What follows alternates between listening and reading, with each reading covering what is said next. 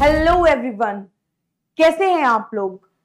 Welcome to our channel GDC nursing. I hope आप सभी लोग बहुत अच्छे होंगे और बहुत अच्छे से अपनी प्रिपरेशंस कर रहे होंगे। आज मैं आपको मेंस्ट्रुअल साइकिल के डिसऑर्डर्स के बारे में बताऊंगी और आपको इतने अच्छे से समझा दूंगी कि एग्जाम टाइम में अगर इससे रिलेटेड कोई भी क्वेश्चन आता है तो आपका 100% वो अच्छे से क्लियर हो जाएगा और आप उसको जरूर अटेम्प्ट कर पाएंगे। तो वीडियोस में आगे जाने से पहले ये वीडियो आप अपने उन फ्रेंड्स को भेज दीजिए जो कॉम्पिटिटिव एग्जाम्स की तैयारी कर रहे हैं या फिर नर्सिंग स्टूडेंट्स हैं। ये सभी के लिए यूजफुल होने वाली है और उन लड़कियों के लिए भी है जो नॉर्मल 12th के स्टूडेंट्स भी हैं, वो भी इस वीडियो को देख सकते हैं। तो आइए जानते हैं कि मेंस्ट्रुअल डिसऑर्डर्स क्या क्या होते हैं। और जो मेंस्ट्रुअल साइकिल है वो मैं प्रीवियसली पढ़ा चुकी हूं। आप इस वीडियो को देखने से पहले उस वीडियो को भी एक बार देख लीजिएगा तो आपको ज्यादा अच्छे से क्लियर हो जाएगा। तो अगर आज के टारगेट की बात करें कि आज हम क्या पढ़ेंगे, तो मेंस्ट्रुअल साइकिल में क्या क्या डिसऑर्डर, कॉमन डिसऑर्डर्स क्या क्या रहते हैं, हम वो देखेंगे। Common types of menstrual disorder, क्या क्या मेंस्ट्रुअल डिसऑर्डर हैं और उसके बाद में क्या सिम्टम्स रहते हैं, क्या उनका ट्रीटमेंट होता है और किन किन वजहों से भी ये मेंस्ट्रुअल डिसऑर्डर हो सकते हैं, ये हम देखेंगे। सबसे पहले हम जान लेते हैं सबसे मेन जो एक इंपॉर्टेंट है, सबसे ज्यादा पूछा जाता है एग्जाम में, वो है एमेनोरिया। What is amenorrhoea? तो एमेनोरिया का मीन्स होता है एब्सेंस ऑफ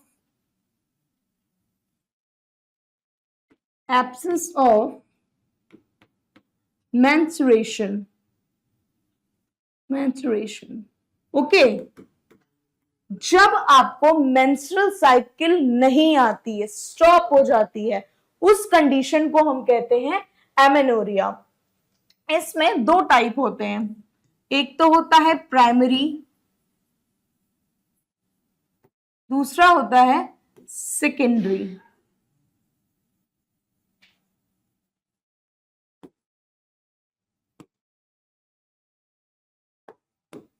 अगर हम प्राइमरी की बात करें तो प्राइमरी का मतलब ये हुआ कि जब 15 साल तक एक वुमेन या फिर एक वुमेन या लेडीज को जब क्या है, अरे यार, ओके, प्राइमरी एमेनोरिया का मतलब क्या है कि जब एक टीनेज लड़की यानी कि जो 15 तक अगर किसी भी गर्ल को पीरियड स्टार्ट नहीं हुआ है तो वो किसके अंदर आती है, वो आती है प्राइमरी एमेनोरिया में।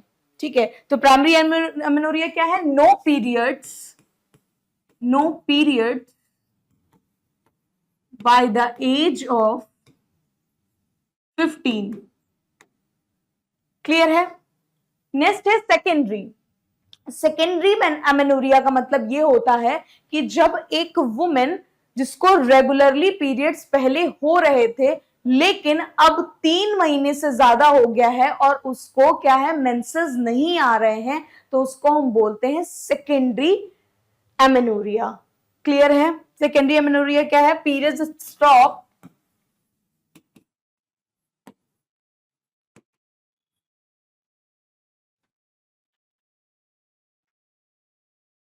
more than 3 months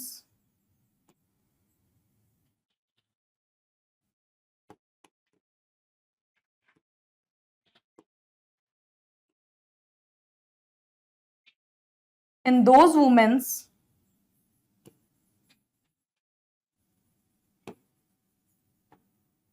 who are having regular menses cycle और periods। क्लियर है? तो वो वुमेन्स जिनकी रेगुलर साइकिल आ रही थी लेकिन अभी 3 महीने से ज्यादा से क्या हो गया है, उनको मेंसेस नहीं हो रहे हैं, उनको हम बोलते हैं सेकेंडरी एमेनोरिया। अब ये एमेनोरिया किन वजहों से हो सकती है, क्या कॉजेज हो सकते हैं उनके? तो क्या क्या कॉजेज हो सकते हैं? हो सकता है कि वो आपका हार्मोनल इम्बैलेंस के वजह से हो सकता है। क्लियर है? हार्मोनल डिसऑर्डर की वजह से हो सकता है। उसके अलावा हो सकता है ईटिंग डिसऑर्डर, हो सकता है कि वो कुछ बहुत एक्सेसिव ईटिंग करते हैं और बहुत ज्यादा कोलेस्ट्रॉल लेते हैं, जिसके वजह से उनके कुछ डिसीज कंडीशन हो रही होगी, हो सकता है उसकी वजह से पीरियड्स स्टॉप हो सकते हैं, कुछ ईटिंग डिसऑर्डर्स की वजह से हो सकता है। नेक्स्ट हो सकता है आपका, और क्या क्या कॉजेस हो सकते हैं इसके अलावा, अगर बहुत ज्यादा स्ट्रेस भी कई बार क्या करता है, एक्सेसिव स्ट्रेस भी आपको आपके पीरियड्स को क्या कर सकता है, स्टॉप कर सकता है या फिर उनको इरेगुलर भी कर सकता है। उसके अलावा क्या हो सकता है, पीसीओएस, आजकल पीसीओडी पीसी बहुत सुनने में आ रहा है, PCOD. What is PCOD? PCOD का मतलब है कि जब आपके ओवरीज में सिस्ट फॉर्मेशन हो जाता है और जो आपके एग्स को रिलीज होना चाहिए वो एग्स रिलीज नहीं होते हैं और आपकी ओवरी के अंदर ही रहते हैं। जब वो रिलीज नहीं होते तो क्या होता है, उन एग्स के रिलीज ना होने की वजह से आपको पीरियड्स नहीं होते और वो ओवरी के अंदर रह जाते हैं और उसकी सिस्ट बना लेते हैं। उसको बोलते हैं पीसीओडी या पीसीओएस। क्लियर है? पॉलिसिस्टिक डिसऑर्डर, ओवेरियन डिसऑर्डर बोलते हैं, इसका फुल फॉर्म रहता है। ठीक है, तो इसके जो भी ट्रीटमेंट रहेगा वो मैं आपको एट लास्ट बताऊंगी कि इन सारी कंडीशंस के क्या क्या ट्रीटमेंट हो सकते हैं। फेमेनोरिया हो गया। नेक्स्ट जो कंडीशन है आपकी वो है dysmenorrhea. What is dis? Dis का मतलब है पेनफुल। क्लियर है? पेनफुल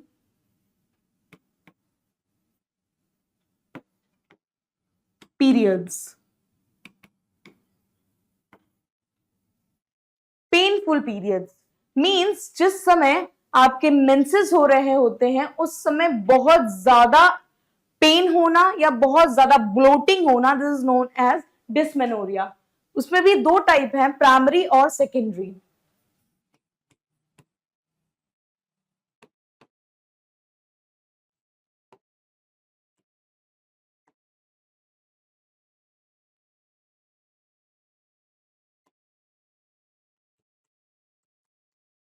अगर हम बात प्राइमरी की करें तो जो वुमेन्स टीनेजर में है, ठीक है, तो कई बार उनको नॉर्मली भी पेन हो सकता है, जो कि जो मतलब मेंसेस के दौरान उनको कई बार एक्सेसिव हो सकता है लेकिन उसका कोई बहुत ज्यादा डिसऑर्डर नहीं है वो।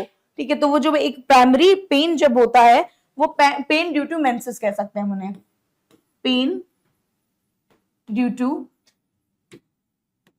मेंसेस। मेंस्ट्रुएशन साइकिल की वजह से प्राइमरी पेन हो सकता है। और सेकेंडरी की अगर हम बात कर रहे हैं तो सेकेंडरी में आपका किसी डिसीज कंडीशन की वजह से, किसी डिसीज कंडीशन की वजह से, वो क्या डिसीज कंडीशन हो सकती है, pain due to pain caused by any disease condition. क्या डिसीज कंडीशन हो सकती है वो हो सकती है आपका इंडोमेट्रियोसिस।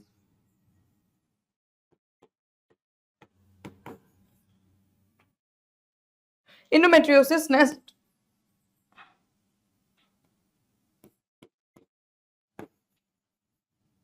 फैब्रॉइड्स की वजह से। क्लियर हो रहा है कि आपके जो इंडोमेट्रियोसिस का मतलब क्या होता है, इंडोमेट्रियोसिस एक कंडीशन है जो क्या होती है, वैसे तो नॉर्मली जो आपका यूट्रस है उसमें ही जो इंडोमेट्रियम लेयर है वो होती है, वो एक नॉर्मल है। जब एंडोमेट्रियम लेयर क्या हो जाए, कहीं और यूट्रस से हटके किसी और ऑर्गन में क्या होने लग जाए, वो पाई जाने लगे, यानी कि ओवरी में मिलने लग जाए आपको जब एंडोमेट्रियम लेयर, तो उस कंडीशन को हम एंडोमेट्रियोसिस कहते हैं, जिसके वजह से भी क्या हो सकता है, आपको बहुत ज्यादा पेन हो सकता है। क्लियर है? उसके अलावा क्या है, फाइब्रॉइड्स। फाइब्रॉइड्स के वजह से भी आपको क्या हो सकता है, पेनफुल ब्लीडिंग हो सकती है। और इसमें क्या क्या आपके सिम्टम्स क्या क्या रहेंगे, अगर मैं सिम्टम्स की बात करूं तो एक्सेसिव पेन रहेगा, सीवियर पेन रहेगा, क्रैम्प्स रहेंगे। नेक्स्ट क्या है, हेडेक रहता है और ब्लोटिंग होती है। ये कुछ सिम्टम्स दिखाई देते हैं। क्लियर है? इतना समझ में आ रहा है सबको? ओके। और कई वुमेन्स को क्या होता है, बैक पेन भी होता है और नोजिया भी होती है इस दौरान। What is nausea? तो फीलिंग ऑफ वॉमिटिंग। इतना सब कुछ क्लियर हो गया है। मैं अगर बात करूं एमेनोरिया की, तो एमेनोरिया का मतलब होता है absence of menstruation. And next में बात करूं डिस्मेनोरिया की, डिस्मेनोरिया का मतलब डिस का मतलब हो रहा है पेन, पेनफुल पीरियड्स। प्राइमरी में क्या, जब एक वुमेन क्या है, अगर उसको मेंसेस के वजह से टीनेज में है और उसको अभी अभी स्टार्ट हुए हैं पीरियड्स, तो उसको हो सकता है कि पेन रहता हो, वो होता है प्राइमरी डिस्मेनोरिया। सेकेंडरी की हम बात करें तो सेकेंडरी अमेनोरिया का, डिस्मेनोरिया का मतलब क्या होता है कि जब किसी डिसीज कंडीशन या कुछ अंडरलाइन कंडीशंस के वजह से जब पेनफुल मेंसेस होते हैं तो उसको हम बोलते हैं सेकेंडरी डिस्मेनोरिया। जो किसके वजह से हो सकती है, वो हो सकता है एंडोमेट्रियोसिस की वजह से हो सकती है या फाइब्रोइड की वजह से हो सकती है। अगर मैं बात करूं सिम्टम्स की, तो ब्लोटिंग होगी, बैक पेन होगा, नोजिया हो सकती है, हेडेक हो सकता है। ये सारी कंडीशंस क्या होगी, दिखाई देंगी। और बहुत ज्यादा क्रैम्प्स होते हैं फीमेल को। What is मेनोर्जिया? मेनोर्जिया का मतलब होता है heavy bleeding, heavy bleeding, heavy bleeding.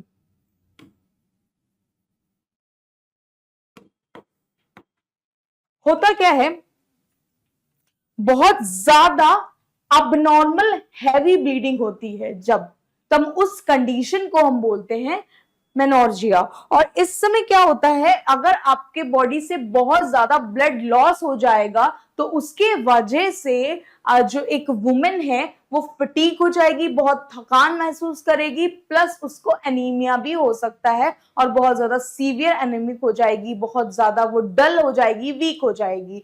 समझ आ रही है सबको? तो क्या सिम्टम्स दिखाई देंगे, एनीमिया हो जाएगा, फटीक हो जाएगी बहुत ज्यादा। और अगर हम बात करें ये किसकी वजह से होता है, तो ये आपके हार्मोनल इम्बैलेंस की वजह से होता है। समझ आ रही है? हार्मोनल इम्बैलेंस की वजह से हो सकता है ये। और आपको क्या होगा, कोई ब्लीडिंग डिसऑर्डर अगर है, आप में अगर कोई ब्लीडिंग डिसऑर्डर है, तो ब्लीडिंग डिसऑर्डर के वजह से भी ये आपको हो सकता है। नेक्स्ट है ओलिगोमेनोरिया। जब आपकी जो ब्लीडिंग है वो क्या होने लगे, इरेगुलर हो, कम आने लग जाए 35 दिन से। वैसे तो नॉर्मल लेंथ क्या होती है मेंसेस की, अगर आपने मेरा मेंस्ट्रुएशन साइकिल वाला वीडियो देखा होगा तो आपने पढ़ा होगा कि जो आपका मेंस्ट्रुअल साइकिल की जो लेंथ है नॉर्मली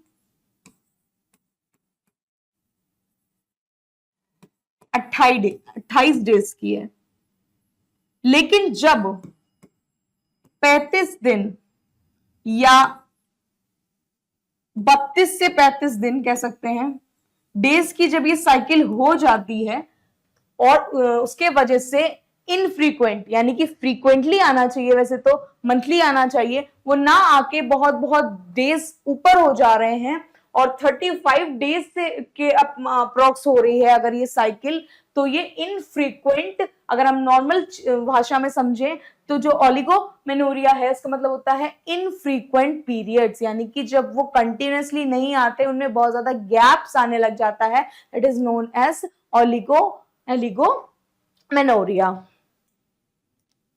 और ये ज्यादातर किन लोगों में दिखता है, ये अगर हम बात करें ये किसमें सबसे ज्यादा दिखेगा, तो ये आपका पीसीओएस, पीसीओएस बहुत बड़ा कारण हो सकता है इसके पीछे। और नेक्स्ट ये आपके थायराइड डिसऑर्डर, जिन लोगों को भी थायराइड थायराइड की वजह से भी ये कंडीशन बहुत लोगों में दिखाई देती है और ये बहुत ही कॉमन डिसऑर्डर्स अब होने लगे हैं। नेक्स्ट है पॉलीमेनोरिया। पॉली का मतलब होता है एक्सेसिव, यानी कि बहुत ज्यादा फ्रीक्वेंटली जब साइकिल जो है जो साइकिल है लेस देन 21 डेज, 21 डेज से भी कम अगर ये साइकिल हो जाएगी तो क्या होगा, पॉलीमेनोरिया। बहुत ही ज्यादा फ्रीक्वेंटली पीरियड्स आने लग जाएंगे और बहुत फ्रीक्वेंट होने के वजह से क्या हो जाता है, बहुत ज्यादा पेशेंट क्या होता है, यानी कि ये जो वुमेन होती है वो बहुत ज्यादा सफर करने लग जाती है। और ये किन वजहों से हो सकता है, ये आपके इन्फेक्शन के वजह से हो सकता है,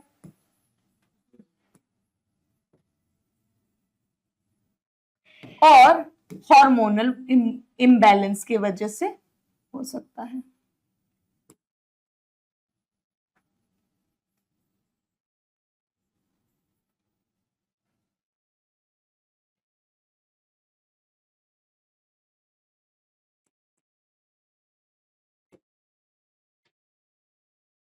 क्लियर है? इतना सबको समझ में आ रहा है कि पॉलीमेनोरिया क्या है, कि जब आपकी साइकिल बहुत ज्यादा शॉर्टर हो जाती है और ये इन्फेक्शन की वजह से हो सकती है और ये आपका हार्मोनल इम्बैलेंस की वजह से हो सकती है। नेक्स्ट है जो सबसे ज्यादा इंपॉर्टेंट है, पूछा जाता है कई बार एग्जाम्स में भी, pre menstrual syndrome. What is pre menstrual syndrome, जिसे हम पीएमएस भी बोलते हैं, PMS, pre menstrual syndrome. Pre menstrual syndrome के का मतलब ये होता है कि जब मेंसेस के टाइम पे फिजिकली इमोशनली जब एक वुमन डिस्टर्ब होने लग जाती है, बहुत ज्यादा उसके मूड स्विंग्स होते हैं, तो उस कंडीशन को हम बोलते हैं पीएमएस। और ये डिसऑर्डर जब बहुत एक्सेसिव रूप में हो जाता है, जब मूड स्विंग्स और बहुत ज्यादा फीमेल डिस्टर्ब होने लग जाती है एक्सेसिव अमाउंट में, सीवियर अमाउंट में जब पीएमएस होता है, तो उसको हम बोलते हैं pre menstrual dysphoric disorder. Clear है? तो इमोशनल और physical, emotional and physical, emotional and physical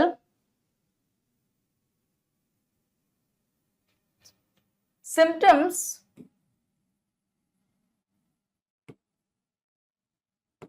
just before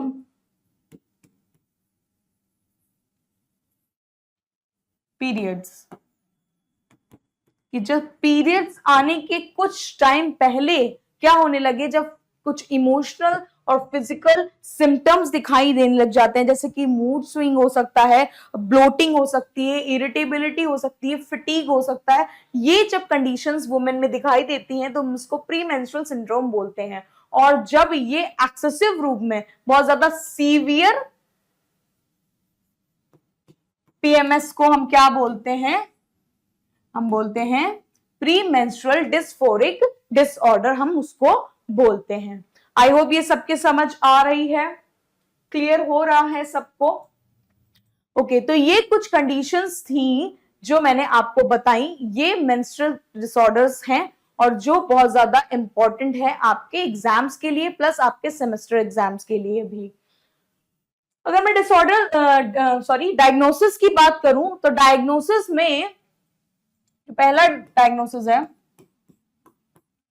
वो हम बार बार बता रहे हैं कि ये हार्मोनल इम्बैलेंस के वजह से हो रहा है। तो हमने क्या करना है, सबसे पहले तो हार्मोनल्स का क्या करना है, उसको रिप्लेस करवाना पड़ेगा। उससे भी पहले अगर हम डायग्नोसिस करेंगे, सबसे पहले हम हिस्ट्री कलेक्ट करेंगे, जैसे कि हम नॉर्मली करते हैं। फिजिकल एग्जामिनेशन करेंगे हम, हिस्ट्री कलेक्शन, फिजिकल एग्जामिनेशन करेंगे, पेल्विक एग्जामिनेशन करेंगे हम, पेल्विक एग्जामिनेशन करेंगे हम। क्लियर है? और हम क्या कर सकते हैं उसके अलावा, हमने ये देखना है कि हार्मोन टेस्ट करवाएंगे। मैंने कहा अभी कि क्या है, हार्मोनल टेस्ट, हार्मोनल टेस्ट कराएंगे। और हम क्या कर सकते हैं, अल्ट्रासाउंड करेंगे,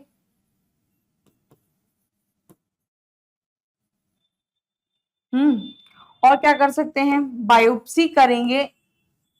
किस कंडीशन में, अगर इंडोमेट्रियोसिस है तो, अगर इंडोमेट्रियोसिस है तो बायोप्सी करेंगे। क्लियर है? इतना समझ में आ गया सबको कि हम क्या क्या डायग्नोसिस करेंगे। नेक्स्ट जो है वो आपका ट्रीटमेंट ऑप्शंस है। तो ट्रीटमेंट ऑप्शन में सबसे पहले जो किया जाता है वो होता है हार्मोनल थेरेपी।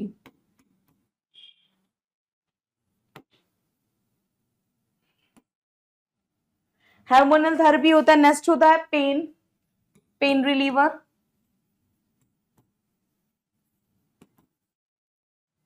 एड्स।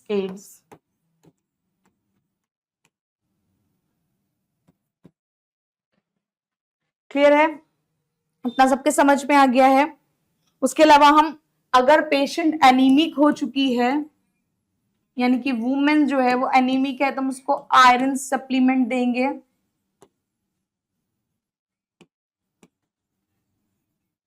ठीक है, बैलेंस डाइट के लिए बोलेंगे।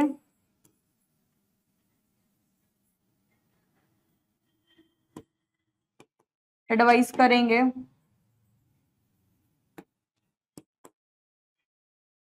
लाइफस्टाइल चेंज करने के लिए बोलेंगे, एक्सरसाइज के लिए बोलेंगे, और हम क्या कर सकते हैं उसको उसको समझा सकते हैं। ठीक है, उसको काउंसिल भी कर सकते हैं, प्लस हम क्या कर सकते हैं उसका स्ट्रेस मैनेजमेंट भी करा सकते हैं। ये सारी चीजें करके हम क्या कर सकते हैं, ये बहुत बड़े डिसऑर्डर्स नहीं है, ये इजिली भी ट्रीट हो सकते हैं। लेकिन अगर कंडीशन आपकी इंडोमेट्रियोसिस है या फाइब्रॉइड्स हो रखा है, तो उस टाइम पे हो सकता है पेशेंट को सर्जरी के लिए भी जाना पड़ सकता है। लेकिन ये जब बहुत सीवियरिटी होती है तब हम जाते हैं, अदरवाइज हम इसको लाइफस्टाइल मॉडिफिकेशन करके, हार्मोनल थेरेपी करके, एनेक्सेट्स देके, ये सारी चीजें करके हम इनको रोक भी सकते हैं।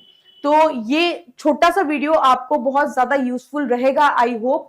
और मैं चाहूंगी कि आप लोग इसको कई लोगों को दें, उन लोगों को फॉरवर्ड करें ये वीडियो जिनको क्या है इस वीडियो के साथ देखने के बाद उनके लिए क्या हो, एक अच्छी तैयारी वो कर सकें। Thank you so much.